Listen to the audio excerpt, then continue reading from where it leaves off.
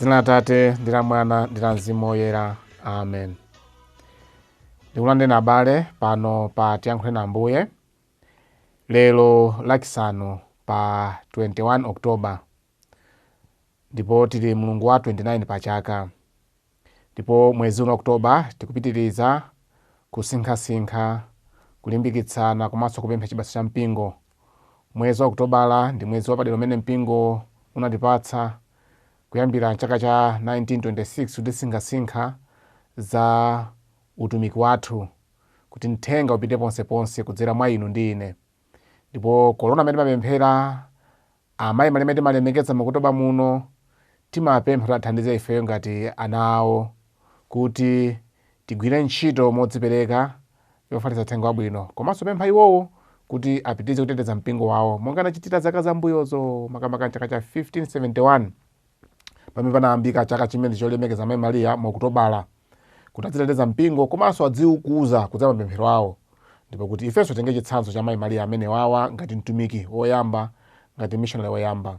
Mawu oyamba akuchokera mkalata ya Paulo woyera yolembera Aefeso. Aefeso mutu 4 ndime ya 1 mpaka 6. Amene akutiwerengera mawu oyamba ndi Mayi Doreen Ali, administrator pa Tiyankhule na Ambuye.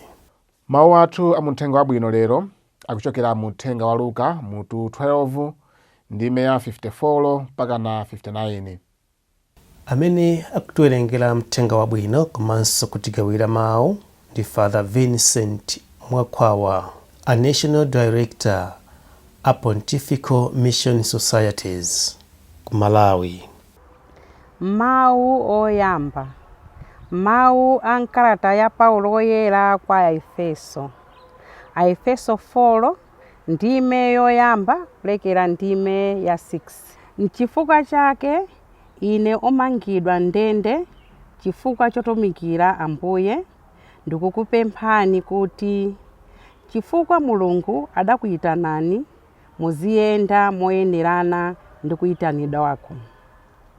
Muzikhala odzichepetsa, ofatsa ndi opirira nthawi zonse.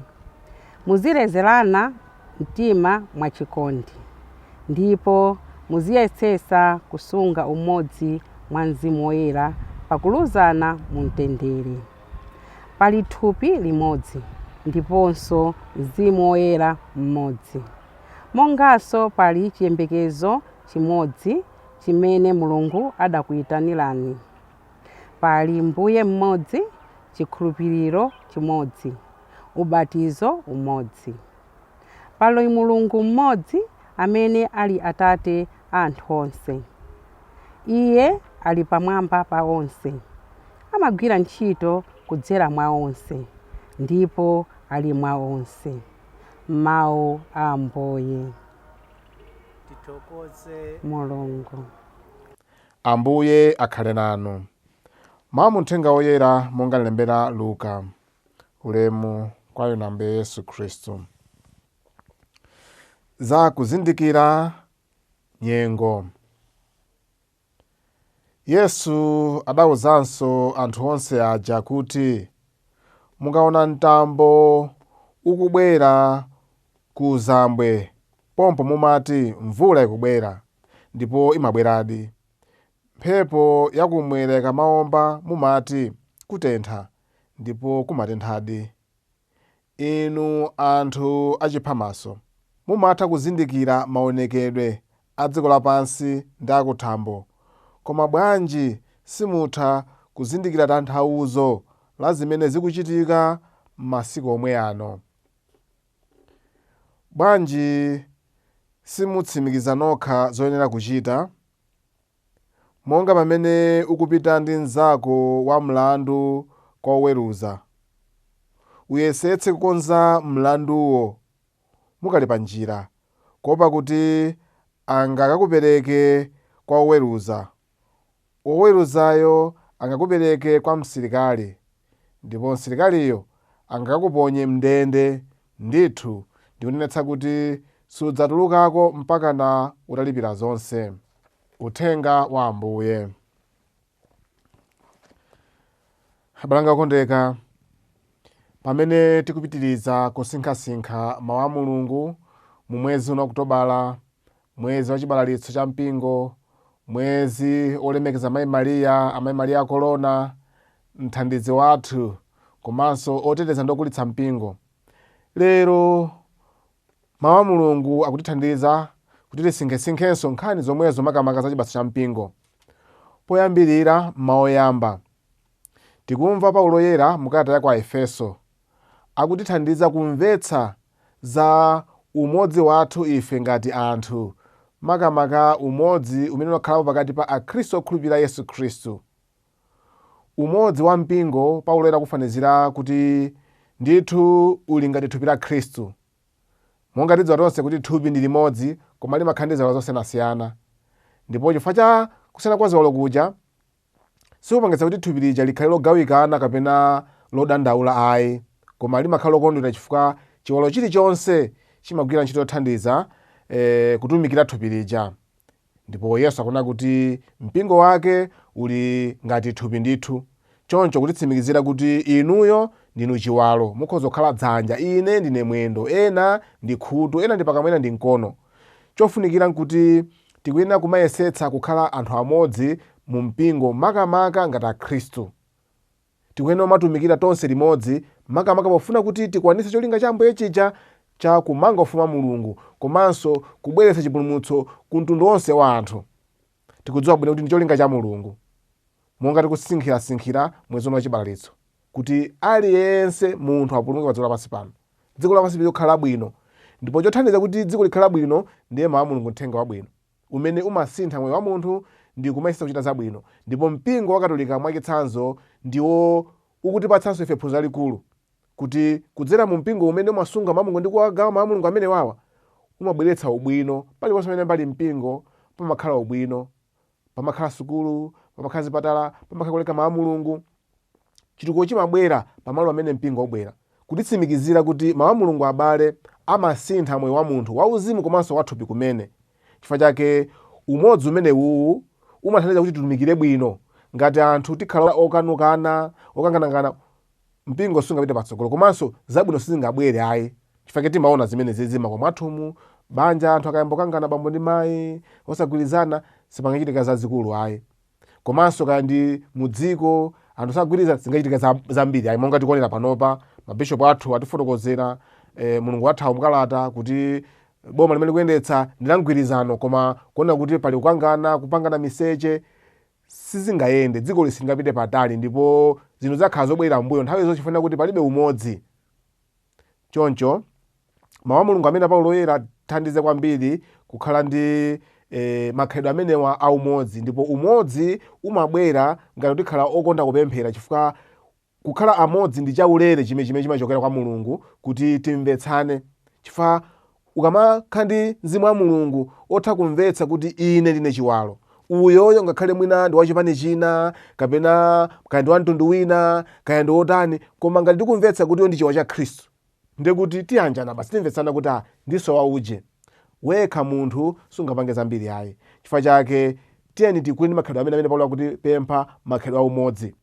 Makhalidwe amene wawa umodzi, komanso kupanga zinthu limodzi ndi mzimu wa Mulungu umenewu, ndi umene umathandiza kuti tikakumana ndi mavuto kapena tikaona zinthu tikupanga madongosolo abwino.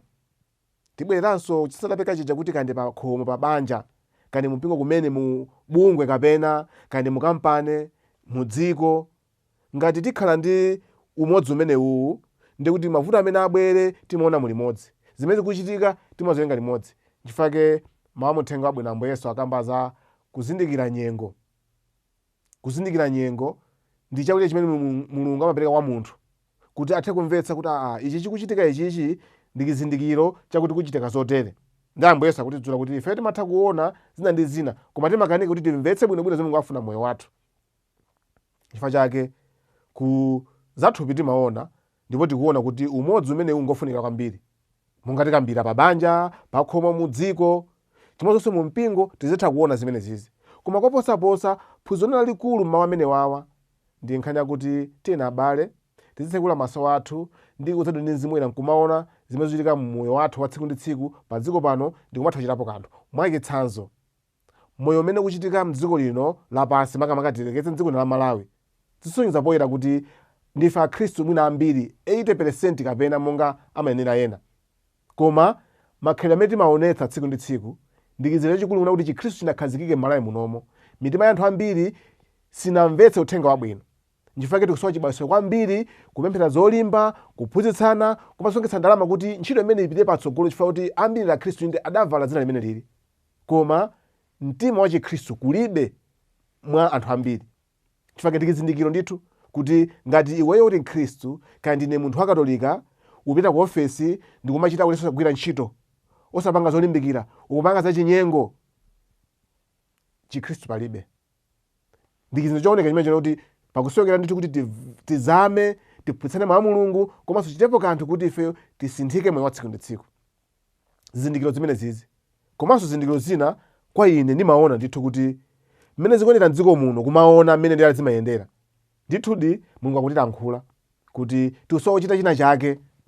Mademo ena mapanga mavoti timatha kuvota nkusintha, ayi akuti nkusintha, ayi ndifuna mtundu sinufuna mtundu ndifuna mtundu, kusankhana mitundu kumachitika zimene zozo, koma kuti pita patsogolo ayi tikusowa mankhwala ena. Zizindikiro zilipo, tikuyesera mankhwala awa ndi awa, ophunzira alipo, choncho si sukulu yokhayi. Mademo tapanga si mademo okhayi, mavoti tapanga sizikuyendayi, enanso mwina tasankha meti mamfuna wa mtundu wathu sizikuyendayi. Chizindikiro chimene chona kuti chilipo china chikusowekera tione titsekule maso kodi nchani.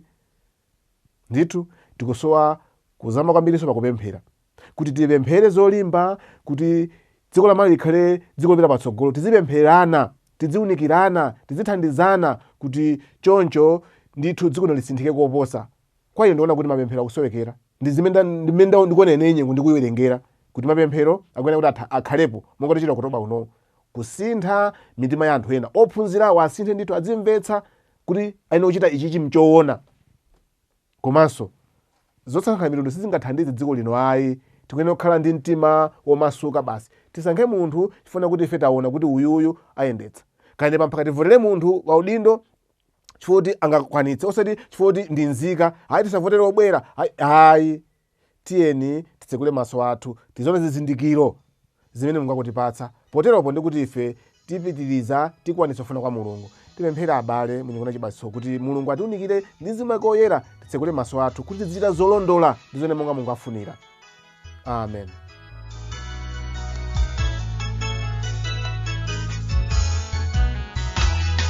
Yeah.